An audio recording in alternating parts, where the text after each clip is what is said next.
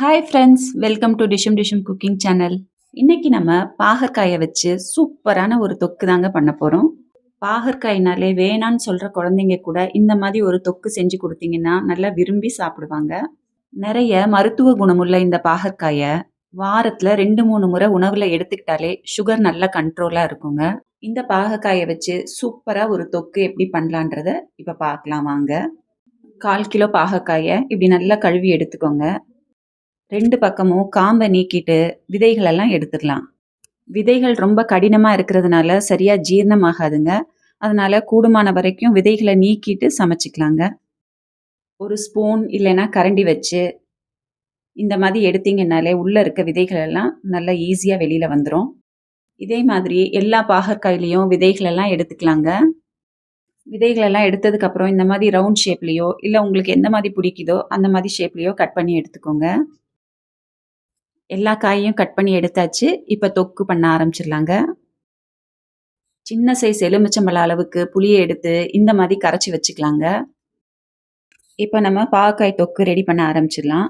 ஒரு கடாயில் 2 table spoon எண்ணெய் ஊற்றி ஒரு 1/2 டேபிள் ஸ்பூன் கடுகு, 1/2 டேபிள் ஸ்பூன் வெந்தயம், 1/2 டேபிள் ஸ்பூன் ஜீரகம், கொஞ்சமாக பொடியாக கட் பண்ண பூண்டு எல்லாத்தையும் நல்லா வதக்கிக்கலாங்க. இதோட பொடியாக கட் பண்ணி வச்ச 2 பெரிய வெங்காயத்தையும் போட்டு வெங்காயம் பொன்னிறமாக வர வரைக்கும் வதக்கி எடுத்துக்கலாம்.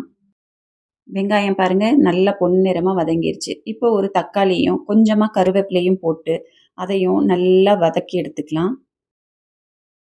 இப்போது கட் பண்ணி வச்சுருக்க பாவக்காயையும் போட்டு ஒரு 2 நிமிஷம் அப்படியே வதக்கி விட்டுட்டுருக்கலாங்க. அடுப்பை மீடியம் ஃப்ளேம்லேயே வச்சுக்கோங்க. எண்ணெய் பத்தாத மாதிரி இருந்துச்சுன்னா ஒரு டேபிள் ஸ்பூன் எண்ணெய் ஊற்றி மறுபடியும் காயை நல்லா வதக்கி விட்டுக்கோங்க. இதுலேயே காய் பாதி வெந்துருச்சு பாருங்க. இப்போ 1/4 டேபிள் ஸ்பூன் மஞ்சள் தூள், 1 டேபிள் ஸ்பூன் மிளகாய்த்தூள், 2 டேபிள் ஸ்பூன் மல்லித்தூள், 1/2 டேபிள் ஸ்பூன் உப்பு எல்லாத்தையும் போட்டு 1 நிமிஷம் நல்லா வதக்கி விட்டுக்கோங்க.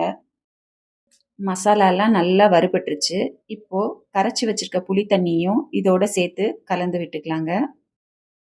தொக்குக்கு தேவையான அளவு தண்ணி ஊற்றிக்கலாங்க. இதோட கொஞ்சமாக வெல்லமும் சேர்த்துக்கலாங்க. வெல்லம் சேர்க்குறது இந்த கிரேவிக்கு கொஞ்சம் கூடுதல் சுவையை கொடுக்குங்க. அதுவும் இல்லாமல் இந்த தொக்கு கொஞ்சம் கெட்டிப்பட்டும் வரும். அவ்வளோதாங்க. ஒரு மூடி போட்டு 10 நிமிஷம் மீடியம் ஃப்ளேம்லேயே வேக வச்சு எடுத்துக்கலாங்க.